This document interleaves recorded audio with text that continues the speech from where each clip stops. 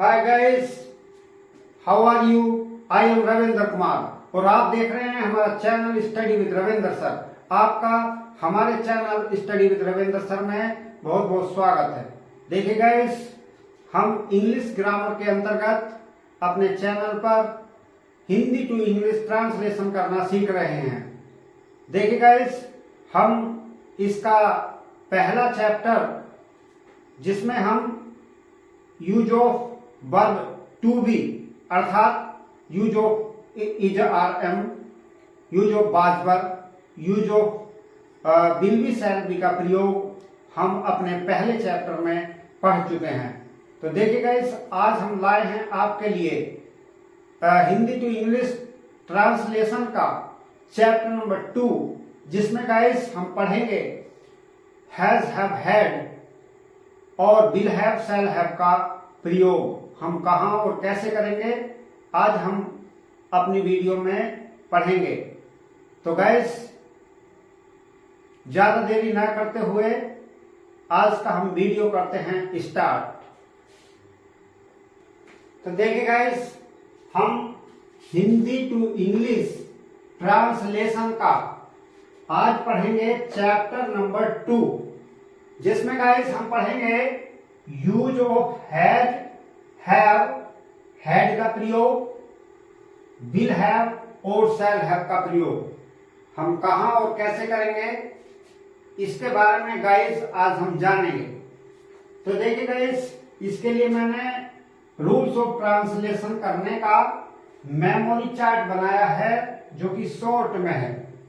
तो देखिए गाइस, इसमें ये कॉलम सीरियल नंबर का, ये टेंस का, ये वर्ब का और ये यूज ऑफ वर्ब का। तो देखिए गाइस, किस तरह से हम इसको समझेंगे। तो देखिए गाइस, यदि वाक्य हमारा प्रेजेंट टेंस में होगा तो उसमें हम हैज और हैव वर्ब का इस्तेमाल करेंगे।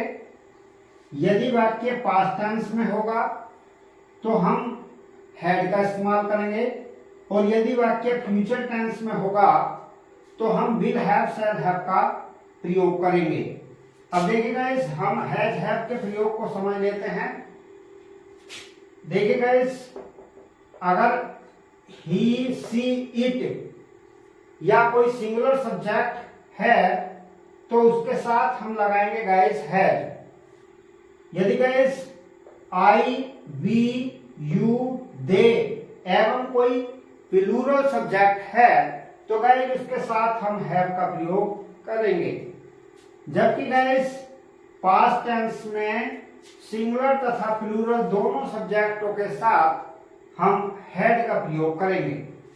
नेक्स्ट गाइस, फ्यूचर टेंस में आई और बी के साथ शैल हैव का प्रयोग करेंगे, जबकि अदर सब्जेक्ट के साथ विल हैव का प्रयोग करेंगे। तो ये गाइस हमारा था मेमोरी चार्ट शॉर्ट में। अब देखिए गाइस, हम डिटेल में हम पढ़ेंगे इनको, प्रेजेंट टेंस, पास्ट टेंस और फ्यूचर टेंस को अलग अलग करके हम इनको। तो देखिए गाइस, हम सबसे पहले पढ़ेंगे इसके प्रेजेंट टेंस को, जिसमें गाइस हम पढ़ेंगे यूज ऑफ हैज, हैव।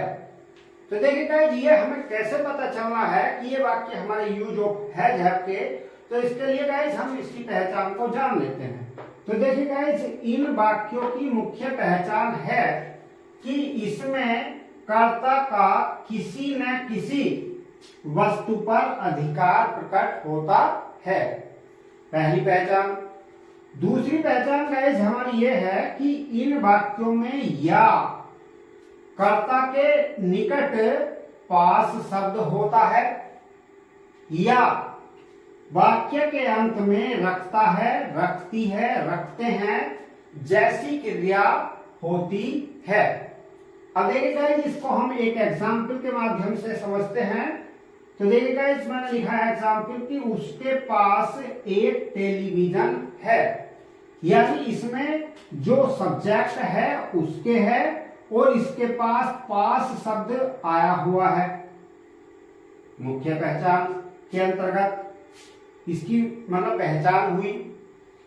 दूसरा, हम इसी वाक्य को इस प्रकार से भी कह सकते हैं कि वह एक टेलीविजन रखता है।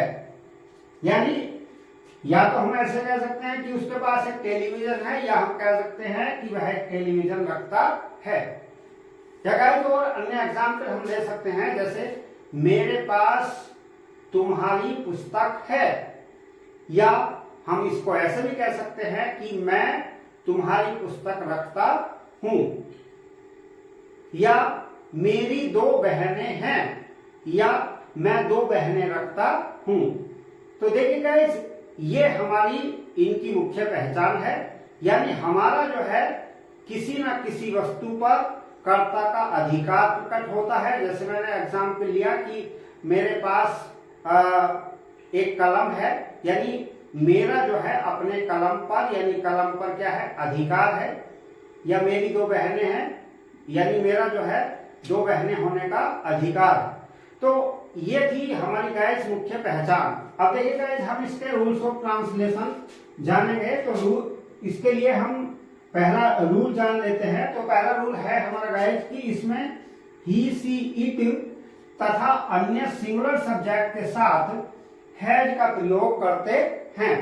जबकि गाइस रूल नंबर 2 हमारा ये है कि इसमें आई और वी, यू, दे तथा अन्य प्लूरल सब्जेक्ट के साथ हैव का प्रयोग करते हैं। तो देखिए गाइस ये थी हमारी मुख्य पहचान और ये थे हमारे इसके रूल। अब देखिए गाइस हम इसके अफर्मेटिव, नेगेटिव एंड इंट्रोगेटिव के एग्जाम्पल और स्ट्रक्चर के माध्यम से इसको समझेंगे। गाइस अब हम प्रेजेंट टेंस में आए, यानी हैज, हैव को हम इसके स्ट्रक्चर और एग्जाम्पल के माध्यम से इसको समझेंगे कि हैज का प्रयोग हमें किस प्रकार से करना है और हैव का प्रयोग हमें किस प्रकार से करना है, इसको हम समझ लेते हैं। तो देखिए गाइस सबसे पहले हम समझेंगे अफर्मेटिव सेंटेंस में हैज, हैव का प्रयोग किस प्रकार से किया जाएगा। उसके बाद समझेंगे गाइस हम नेगेटिव सेंटेंस में हैज, हैव का प्रयोग किस प्रकार से किया जाएगा, और उसके बाद समझेंगे गाइस इंट्रोगेटिव सेंटेंस में कि हैज और हैव का प्रयोग किस प्रकार से किया जाएगा। तो देखिए गाइस सबसे पहले हम इसका स्ट्रक्चर पढ़ेंगे अफर्मेटिव सेंटेंस में। तो गाइस यदि कोई वाक्य हमारा है अफर्मेटिव है तो हम सबसे पहले उसका सब्जेक्ट रखेंगे, उसके पश्चात हैज या हैव में से रखेंगे और उसके पश्चात ऑब्जेक्ट रखेंगे। इसमें गाइस अदर से कोई वर्ब यूज नहीं होगी, यानी किसी प्रकार का इन वाक्यों में भी कार्य नहीं होता, तो इसलिए इन वाक्यों में भी वर्ब को यूज नहीं होती। तो देखिए गाइस अब इसके एग्जाम्पल हम समझेंगे। एग्जाम्पल है हमारा मेरे पास एक कार है, या हम इस वाक्य को ऐसे भी कह सकते हैं कि मैं एक कार रखता हूं। तो देखिए गाइस इसको किस तरह से हम ट्रांसलेट करेंगे, इसको बनाएंगे, यानी आई, उसके पश्चात हैव, हैव चूंकि आई जो है प्लूरल सब्जेक्ट है इसलिए हैव, और a car, I have a car. इस तरह से इसकी ट्रांसलेशन हो गई। नेक्स्ट एग्जाम्पल नंबर 2 है हमारे पास, उसके पास एक टेलीविजन है, या वह एक टेलीविजन रखता है। तो यहाँ पे वह की अंग्रेजी ही, उसके पश्चात ही चूंकि गाइस सिंगुलर सब्जेक्ट है इसलिए इसके साथ आएगा हैज, और ए टेलीविजन, TELIVISION, या हम इसको शॉर्ट में टीवी भी कह सकते हैं। नेक्स्ट गाइस थर्ड सेंटेंस है हिमांशु की 3 बहनें हैं, या हिमांशु 3 बहनें रखता है। तो इसकी ट्रांसलेशन होगी गाइस हिमांशु, हिमांशु चूंकि सिंगुलर सब्जेक्ट है इसलिए इसके साथ भी हैज ही आएगा, और 3 और सिस्टर्स। इस तरह से गाइस ये हुआ हमारा अफर्मेटिव सेंटेंस। देखिए गाइस अब नेगेटिव सेंटेंस में हम किस प्रकार से हैज, हैव का प्रयोग यूज करेंगे। तो देखिए गाइस नेगेटिव वाक्यों को 2 प्रकार से बनाया जा सकता है। नंबर 1 तो गाइस इसका हैज और हैव के बाद नॉट का प्रयोग करके, या गाइस हम चूंकि इन वाक्यों में रखता है, रखती है, रखते हैं, इस तरह से कहते हैं और इससे हमें प्रेजेंट इंडेफिनिट टेंस होने का पता चलता है। क्योंकि हमारी प्रेजेंट इंडेफिनिट टेंस के वाक्यों की पहचान ये होती है कि जिन वाक्यों के अंत में ता है, ती है, ते हैं, ताहू इत्यादि शब्द आते हैं वे वाक्य प्रेजेंट इंडेफिनिट टेंस के कहलाते हैं। इसलिए ये वाक्य हमारे प्रेजेंट इंडेफिनिट टेंस में भी माने जा सकते हैं। तो देखिएगा इसके नेगेटिव सेंटेंस को हम या तो हैज हैव की सहायता से बना सकते हैं या डू डज के साथ नॉट का प्रयोग करके और उसके साथ हैव मीन्स रखना होता है, हैव वर्ब को प्रयोग करके भी हम इसको बना सकते हैं। तो गाइस देखिए मैंने लिखा है यहाँ पर कि नेगेटिव वाक्यों को दो प्रकार से बनाया जा सकता है। नंबर एक, हैज हैव के बाद नॉट का प्रयोग करके, या गाइस डू डज के साथ नॉट लगाते हुए हैव का प्रयोग करके। तो इस जब हमारे इसके दो प्रकार से हमने इसको बना रहे हैं तो इसके स्ट्रक्चर को भी दो प्रकार से ही हम इसको समझेंगे। तो देखिएगा इसका स्ट्रक्चर यदि हम पहले वाले टाइप के अनुसार बनाते हैं तो इसका स्ट्रक्चर होगा, सबसे पहले सब्जेक्ट आएगा, फिर हैज हैव आएगा, फिर नॉट लगेगा, फिर आएगा ऑब्जेक्ट। यदि गाइस हम इसके दूसरे पॉइंट के अनुसार बनाते हैं तो हमारा इसका स्ट्रक्चर होगा, सबसे पहले सब्जेक्ट, फिर डू डज, फिर नॉट, फिर हैव, फिर ऑब्जेक्ट। तो इस तरह से गाइस बनेगा इसका स्ट्रक्चर। अब हम इसके एग्जाम्पल को समझेंगे। एग्जाम्पल है हमारे पास, उसके पास टेलीविजन नहीं है, या यूं कह सकते हैं वह टेलीविजन नहीं रखता है। तो इस तरह से इसकी ट्रांसलेशन होगी, he has not he has not TV, he has not TV। या तो हम इसका ट्रांसलेशन ऐसे कर सकते हैं, या हम इसको ऐसे भी बना सकते हैं कि अब ही चूंकि सिंगुलर सब्जेक्ट है, यदि हम इसको इस तरह से मानते हैं कि वह टेलीविजन नहीं रखता है तो जेंट्स इंडेफिनिट को मान के चलते हैं, तो ही के साथ हम लगाएंगे गाइस डज, फिर नोट, और यहाँ पे हैव का ही प्रयोग होगा, हैज का नहीं। He does not have TV. तो इस तरह से गाइस हम इसकी ट्रांसलेशन दो तरह से कर सकते हैं। नेक्स्ट एग्जाम्पल नंबर 2 को समझते हैं। हमारे पास एक स्कूटर नहीं है, तो इस तरह से हम इसकी ट्रांसलेशन कर सकते हैं, we have not a scooter. या तो गाइस हम इस तरह से बना सकते हैं, या ऐसे भी बनाया जा सकता है। अगर हम इसको प्रेजेंट इंडेफिनिट टेंस के अकॉर्डिंग बनाएं तो सबसे पहले वी, उसके बाद क्योंकि वी प्लूरल सब्जेक्ट में माना जाता है इसलिए वी डू नॉट, और उसके पश्चात हैव ए स्कूटर। तो इस तरह से गाइस ये था हमारा नेगेटिव सेंटेंस। देखिए इंट्रोगेटिव सेंटेंस भी गाइस दो प्रकार से बनाया जा सकता है। इसके चूंकि दो भाग होते हैं, एक यस नो टाइप, दूसरा वाई टाइप। तो गाइस देखिए अगर वाक्य यस नो टाइप वाला है, अर्थात वाक्य के शुरू में क्या शब्द आ रहा है, तो गाइस इसका स्ट्रक्चर दो प्रकार से हम यूज कर सकते हैं इसके स्ट्रक्चर को।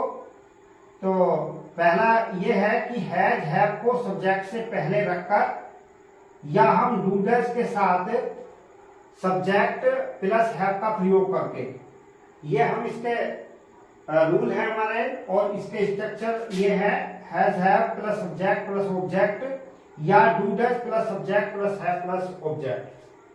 तो ये गाइस हमारे रूल थे और ये हमारे इसके स्ट्रक्चर हुए। एग्जाम्पल हमारे पास लिखे हुए हैं। एक तो यह है कि क्या उसके पास टेलीविजन नहीं है। तो गाइस जैसे कि बताया गया है, या तो हम हैज हैव को सब्जेक्ट से पहले रख के बना सकते हैं, या डू डज के साथ सब्जेक्ट को यूज करके बना सकते हैं सब्जेक्ट। तो देखिए गाइस अगर हम इसको पहले वाले उसके अकॉर्डिंग बना रहे हैं, पहले वाले स्ट्रक्चर के अकॉर्डिंग बना रहे हैं, तो सबसे पहले हम क्या के बाद जो है ये देखेंगे कि जो सब्जेक्ट आ रहा है वो सिंगुलर है या प्लूरल। अगर सिंगुलर होगा तो गाइस यहाँ पे हैज का प्रयोग करेंगे, और यदि प्लूरल होगा तो हैव का प्रयोग करेंगे। तो सबसे पहले हैज रखा, फिर उसके पश्चात ही और टीवी। इस तरह से बनाएंगे, हैज ही टीवी।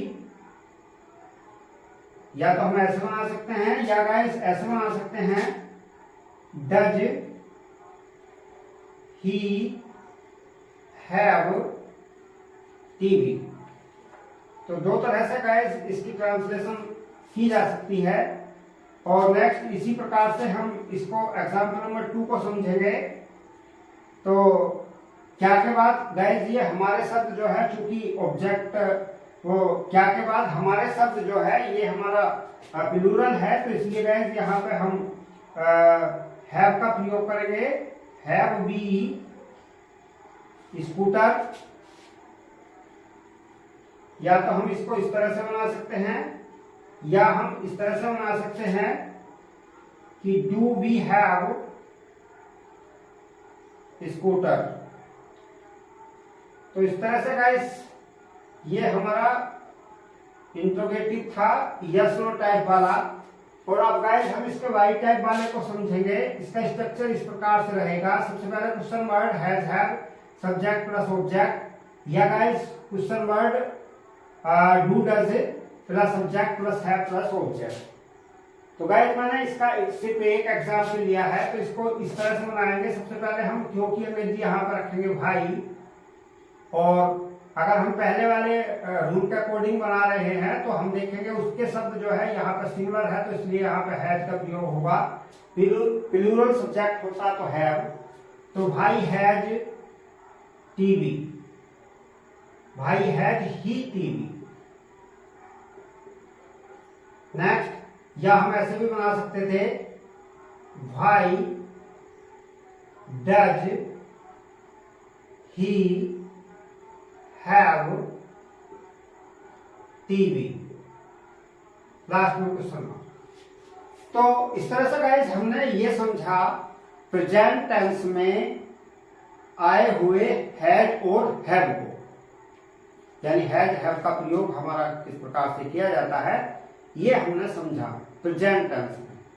अब समझेंगे गाइस हम पास्ट टेंस में जो हैड यूज किया जाता है उसको किस प्रकार से हम यूज करेंगे, उसको हम देखिए गाइस। अब हम समझेंगे पास्ट टेंस को, इसके अर्थात हैड के प्रयोग को हम कहां पे करते हैं इसको समझेंगे।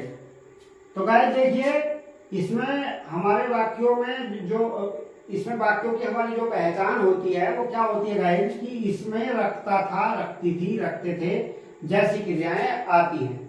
जिस प्रकार से गाइस हमारे प्रेजेंट टेंस के वाक्यों में अर्थात हैज हैव के प्रयोग में रखता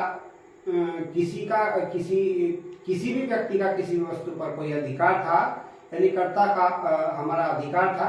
इसी प्रकार से गाइस इन वाक्यों में भी कर्ता का अधिकार जो है प्रकट होगा। तो रूल्स ऑफ ट्रांसलेशन क्या है जिसके, कि इसमें सिंगुलर तथा प्लूरल सब्जेक्ट के साथ हैड का प्रयोग करते हैं। यानी जब एक ही हमारी हेल्पिंग वर्ब है हैड, तो दोनों के साथ हैड को ही हम यूज करेंगे। तो देखिए अब इसके स्ट्रक्चर एंड एग्जाम्पल को समझेंगे। तो सबसे पहले हम गाइस अफर्मेटिव को समझेंगे। तो गाइस सबसे पहले सब्जेक्ट लगाएंगे, फिर हैड, फिर ऑब्जेक्ट लगाएंगे। एग्जाम्पल हमारे हैं, तुम्हारे पास एक गाय थी या तुम एक गाय रखते थे। तो इसकी ट्रांसलेशन गाइस इस तरह से करेंगे, you had a cow, you had a cow. इस तरह से इसकी ट्रांसलेशन हो गई। नेक्स्ट अगला सेंटेंस है, मेरे पास 10 रुपए थे, यानी आई हैड 10 रुपीज। इस तरह से गाइस इसकी ट्रांसलेशन हुई। नेक्स्ट थर्ड सेंटेंस है, उसके पास एक सुंदर मकान था, या यूं कह सकते हैं कि वह एक सुंदर मकान रखता था, यानी ही हैड ए ब्यूटीफुल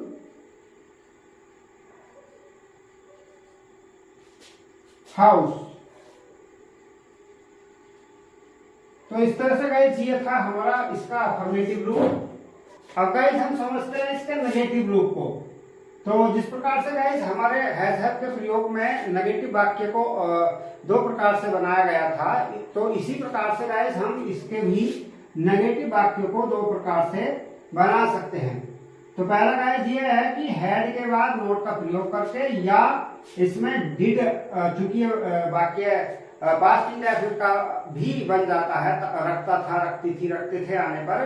तो इसलिए गाइस यहाँ पे डिड नॉट के साथ हैव का प्रयोग करके भी हम इसको बना सकते हैं। अब गाइस इसके स्ट्रक्चर क्या है, सबसे पहले subject had plus not plus object, या गाइस अगर हम डिड की सहायता से बनाएंगे तो इसका स्ट्रक्चर इस प्रकार से होगा, सबसे पहले सब्जेक्ट, फिर डिड, फिर नॉट, फिर have plus object. Guys example इसके, जैसे तुम्हारे पास मेरी पुस्तक नहीं थी, तो गाइस हम इसको इस तरह से बना सकते हैं, you had not my book, you had not my book. इस तरह से हम इसको बना सकते हैं। इन वाक्यों में अधिकांशतः हैड नो आता है, हैड नॉट कम देखने को मिलता है, you had know my book. या गाइस हम इसको इस तरह से भी बना सकते हैं, अगर डिड की सहायता से बनाए तो you did not have my book.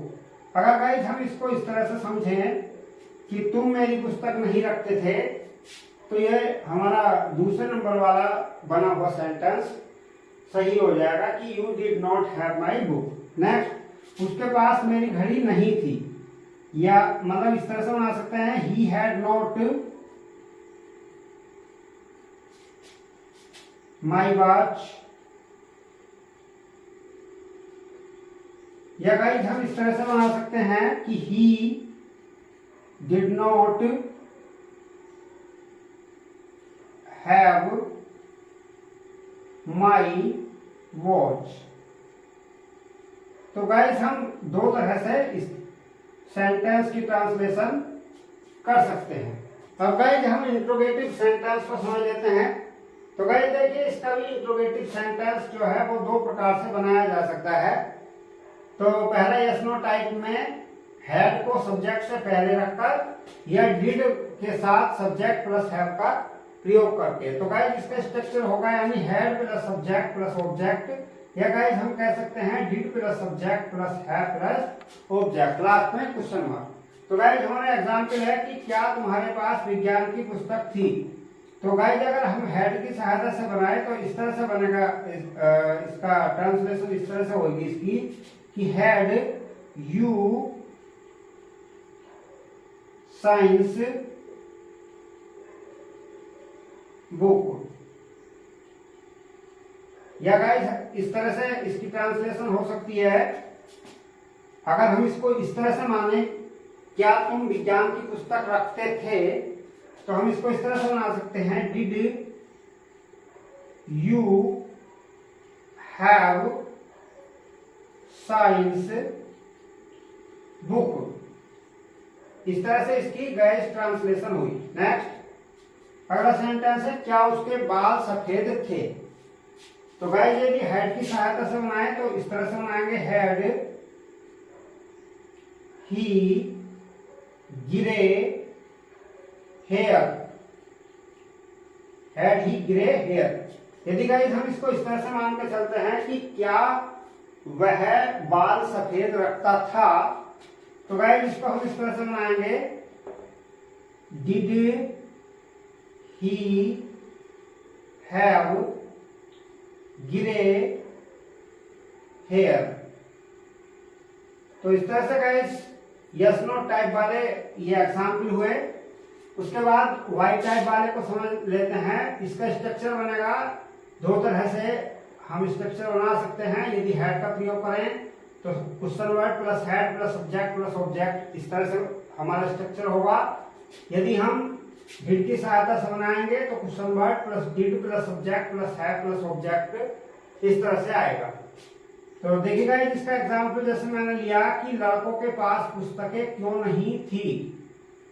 तो चूंकि वाक्य गाइस इंट्रोगेटिव नेगेटिव है, तो अगर इंट्रोगेटिव नेगेटिव है तो इसमें जो है हैड के बाद ही नोट लग जाएगा, जबकि इसमें did plus subject plus note यहां पर नोट लगेगा अगर वाक्य इंट्रोगेटिव नेगेटिव है तो गाइस देखिए किस तरह से हम इसकी ट्रांसलेशन करेंगे। अगर हम हैड की सहायता से करते हैं तो यानी सबसे पहले क्वेश्चन वर्ड क्यों की अंग्रेजी रखेंगे जो कि होगी भाई, फिर गाइस हैड फिर सब्जेक्ट रखेंगे यानी the boys,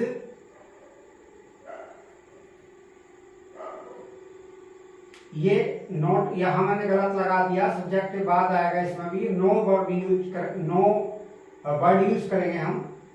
why had the boys no books, या हम इसकी ट्रांसलेशन इस तरह से कर सकते हैं, why did the boys not have, और इसका ऑब्जेक्ट यानी पुस्तकें है तो books. Why did the boys not have books, तो इस तरह से हमारे ये पास्ट टेंस अर्थात हैड के प्रयोग के स्ट्रक्चर एग्जाम्पल थे, अर्थात इसके रूल्स थे। तो देखिए गाइस लास्ट हम आ जाते हैं तीसरे टेंस फ्यूचर टेंस की ओर, जिसमें गाइस हम यूज करेंगे विल हैव शैल हैव का प्रयोग। किस तरह से हम करेंगे इसको हमें इस टेंस फॉर्म में समझना है। तो देखिए गाइस सबसे पहले हमें पहचान पढ़नी है।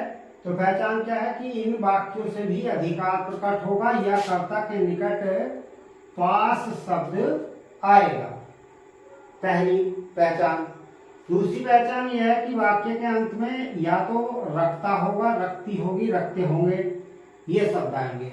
तो ये हमारी जो है दो तरह की इन टेंस फॉर्मों की पहचान होगी। दूसरा गाइस इसमें रूल्स ऑफ ट्रांसलेशन यानी अनुवाद के नियम क्या रहेंगे, इसमें आईबी के साथ शैल हैव का प्रयोग करेंगे तथा अन्यकर्ता के साथ विल हैव लगाएंगे।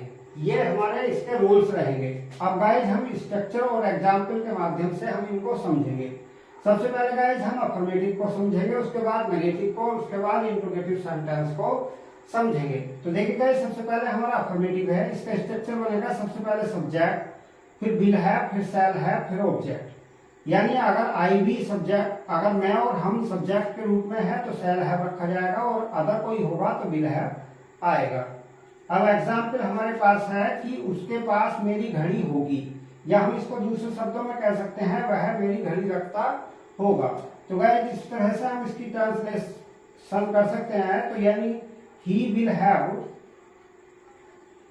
विल हैव माई वॉच, इस तरह से गाइस इसकी ट्रांसलेशन हो गई। दूसरा गाइस मेरे पास है मेरे पास कार होगी, या मैं कार रखता होऊंगा। तो देखिए गाइस इसको इस तरह से बनाएंगे, आई शैल हैव ए कार। तो इस तरह से गाइस इसकी ट्रांसलेशन हुई।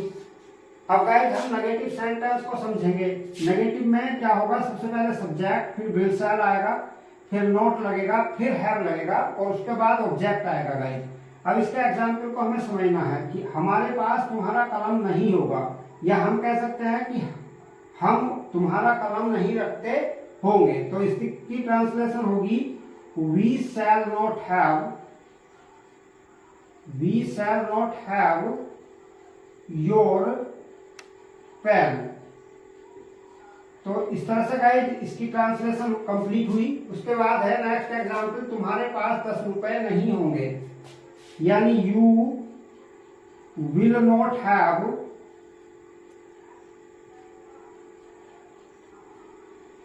10 rupees, you will not have 10 rupees। इस तरह से गाइस ये इसके नेगेटिव सेंटेंस हुए। इसके बाद गाइस हम इंट्रोगेटिव को समझेंगे। तो पहला गाइस है यस नो टाइप वाला स्ट्रक्चर बनेगा। सबसे पहले विल शैल आएगा, फिर सब्जेक्ट लगेगा, फिर हैव और उसके बाद गाइस ऑब्जेक्ट आएगा, लास्ट में क्वेश्चन मार्क लगाएंगे। एग्जाम्पल को समझेंगे, क्या मेरे पास नई कार होगी। तो क्या के बाद जो सब्जेक्ट है वो मेरे है अर्थात मैं माना जाएगा, तो इसलिए गाइस यहाँ पे शैल का प्रयोग होगा। उसके बाद आई और फिर हैव, फिर न्यू और कार। इस तरह से गाइस इसकी ट्रांसलेशन कंप्लीट हुई। उसके बाद है क्या उसके पास अंग्रेजी की पुस्तक होगी। तो यानी सबसे पहले विल, फिर ही, फिर हैव, इंग्लिश बुक। इस तरह से गाइस इसकी ट्रांसलेशन कंप्लीट हुई। नेक्स्ट वाई टाइप वाला हम स्ट्रक्चर लेंगे। सबसे पहले तो स्ट्रक्चर रहेगा क्वेश्चन वर्ड सबसे पहले, उसके बाद विल शैल में से रखेंगे, फिर सब्जेक्ट, फिर हैव और फिर ऑब्जेक्ट आएगा। गाइस इसके आप एग्जांपल को समझ लेते हैं। तुम्हारे पास उसकी छतरी क्यों होगी, तो सबसे पहले गाइस हम क्यों की अंग्रेजी रखेंगे जो कि एक क्वेश्चन वर्ड है, तो ये आएगी भाई, फिर गाइस विल, फिर यू हैव, हिज और अम्ब्रेला।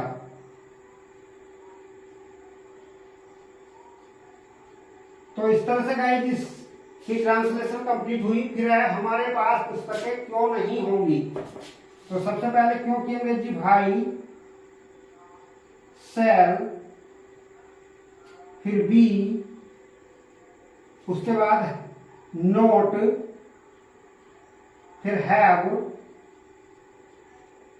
बुक्स।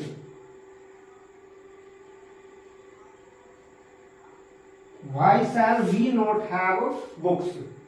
तो इस तरह से गाइस ये हमारा फ्यूचर टेंस भी कंप्लीट हुआ।